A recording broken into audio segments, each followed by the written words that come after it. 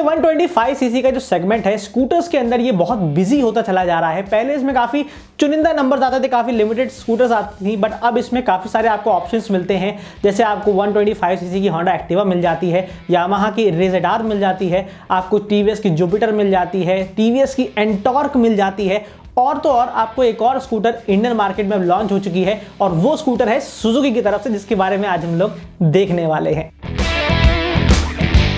आज इंडिया में सुजुकी ने अपनी एक नई स्कूटर को इंडियन मार्केट में लॉन्च कर दिया है, जो कि एक स्पोर्टी स्कूटर है जिसका सीधा राइवल होगा टीवीएस की एंटॉर्क 125 और यामाहा की रेज़ेडार। अब ये स्कूटर उन दोनों स्कूटर से कितना अलग है, इसमें आपको क्या खास मिलता है, क्या फीचर्स मिलते हैं, क्या इंजन स्पेसिफिकेशंस मिलती हैं, सारी डिटेल्स जानते हैं आज की इस वीडियो में मेरे साथ। तो मेरा नाम है फराज और आज हम लोग जानने वाले हैं सुजुकी की एवेनिस 125 की सभी डिटेल्स।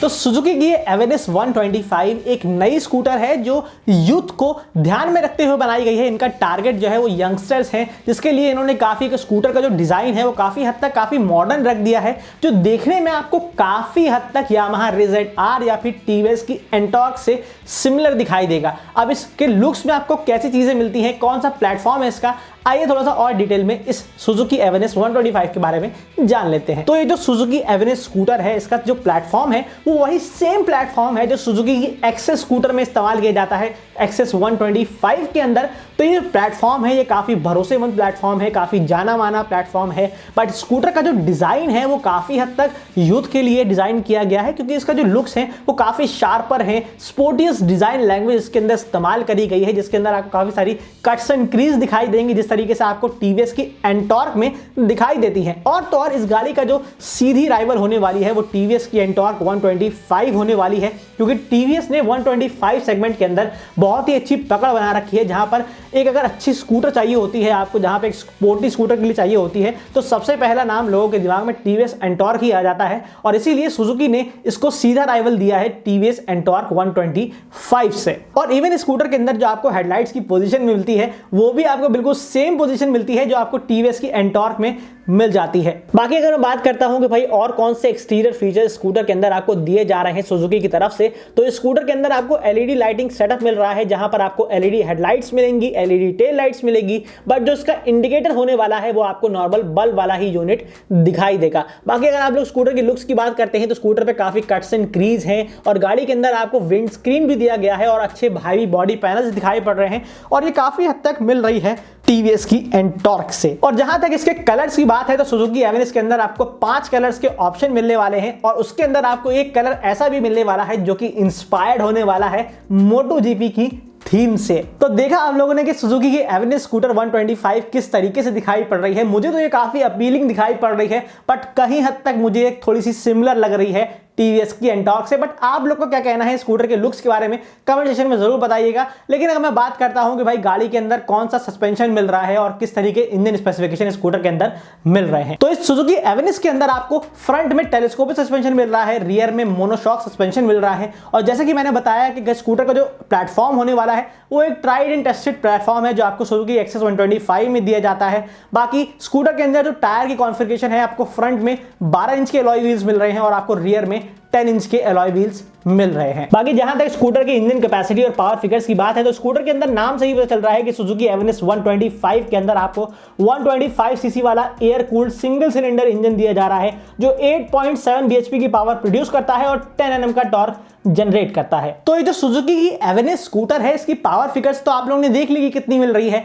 लेकिन अगर मैं बात करता हूं, कंपेयर करता हूं इसको टीवीएस की एंटॉर्क से, तो कहीं ना कहीं इसकी पावर फिगर्स जो है वो टीवीएस एंटॉर्क 125 के मुकाबले थोड़ी सी कम है। तो जहां पे पावर की बात होती है वहां पे टीवीएस एंटॉर्क 125 आगे निकल चुकी है, जहां पे आपको तकरीबन 10 बीएचपी की पावर मिलती है और 10.3 या 10.8 एनएम का टॉर्क उसके अंदर मिल जाता है। लेकिन अगर मैं बात करता हूं कि फीचर्स कैसे मिलते हैं स्कूटर के अंदर, तो आइए जरा उस पर भी एक नजर डाल लेते हैं। तो सुजुकी एवेनिस के जहां तक फीचर्स की बात है तो स्कूटर के अंदर आपको कन्वीनियंस अच्छी देने के लिए आपको एक्सटर्नल फ्यूल लिड दिया गया है, जिस तरीके से आपको टीवीएस की एंटॉर्क में मिलता है। और जहां तक फीचर्स की अगर मैं बात करता हूं तो स्कूटर के अंदर आपको फुली डिजिटल इंस्ट्रूमेंट क्लस्टर मिल जाता है, जिस तरीके से सुजुकी की बर्गमैन में मिलता है। और इस स्कूटर के अंदर भी आपको ब्लूटूथ कनेक्टिविटी मिल जाती है, और साथ ही साथ एक बहुत ही काम का feature turn by turn navigation मिल जाता है और इस कनेक्टिविटी फीचर्स के साथ आप लोग इनकमिंग कॉल्स, मिस्ड कॉल्स और एसएमएस अलर्ट्स को भी देख पाएंगे। तो last but not the least, इस स्कूटर के अंदर थोड़ी सी और प्रैक्टिकलिटी को बढ़ाने के लिए इसके अंदर आपको चार्जिंग सॉकेट भी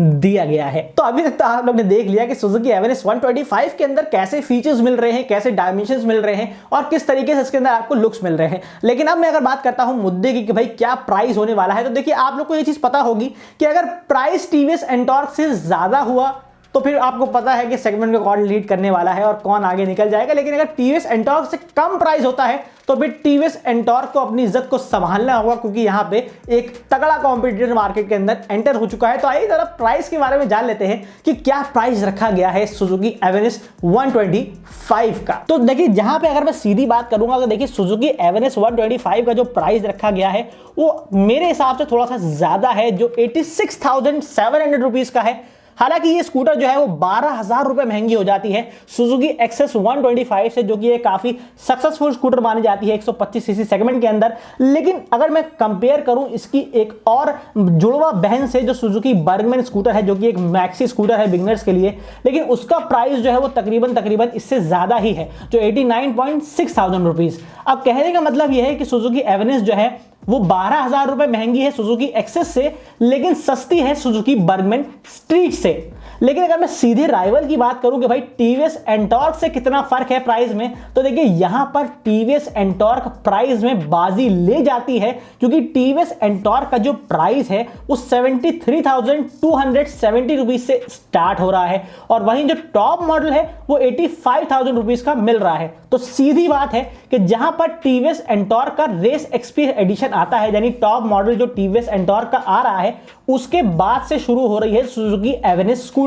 तो यहां पर मतलब यह है कि भाई सुजुकी एवेनिस का जो प्राइस है वो थोड़ा सा ज्यादा है और वहां पे फीचर्स भी आपको थोड़े बहुत कम मिल रहे हैं। तो इसके अकॉर्डिंग आपको सुजुकी एवेनिस लेनी चाहिए या फिर टीवीएस एंटॉर्क लेनी चाहिए, फैसला आपके सामने है आपको। लेकिन अगर आप लोग को सुजुकी ज्यादा पसंद है तो आप लोग सुजुकी के लिए जा सकते हैं, जहां पे आपको थोड़ा सा ज्यादा पे करना पड़ेगा। लेकिन मेरे हिसाब से जहां पर वैल्यू फॉर मनी की बात है तो अभी भी टीवीएस एंटॉर्क इस सेगमेंट को लीड कर सकती है। बाकी चलने में कितना फर्क है, किस तरीके से स्कूटर सामने से दिखाई देती है, क्या चीजें उसके अंदर आपको ज्यादा अपील करती है, तो उसके बारे में मैं बात करूंगा वक्त आने के बाद, जब स्कूटर हमारे पास अवेलेबल हो जाएगी। तो उम्मीद है कि आप लोग समझ गए होंगे कि आप लोग को कौन से स्कूटर के लिए जाना है, सुजुकी एवेनिस 125 के लिए जाना है या फिर टीवीएस एंटॉर्क 125 के लिए जाना है। ये डिसीजन मैं आपके ऊपर छोड़ता हूं, बट मुझे ये बताइएगा जरूर कमेंट सेक्शन में कि आपको इन दोनों में से कौन से स्कूटर ज्यादा पसंद आई है। बट आज की वीडियो में इतना ही था, जहां पर मैंने आपको इस सुजुकी एवेनिस 125 के सारी लॉन्च डिटेल्स के बारे में बता दिया कि भाई क्या चीजें आपको इसके अंदर मिल रही हैं। उम्मीद है कि आपको यहां तक वीडियो पसंद आई होगी। अगर आप लोग यहां तक देख ही ली है तो इस वीडियो को लाइक भी कर दीजिए और चैनल पर पहली बार आए हैं तो मोटोनॉमिक्स को सब्सक्राइब कर दीजिए। और अभी तक मुझे इंस्टाग्राम पे फॉलो नहीं किया है तो मोटोनॉमिक्स 1 डालकर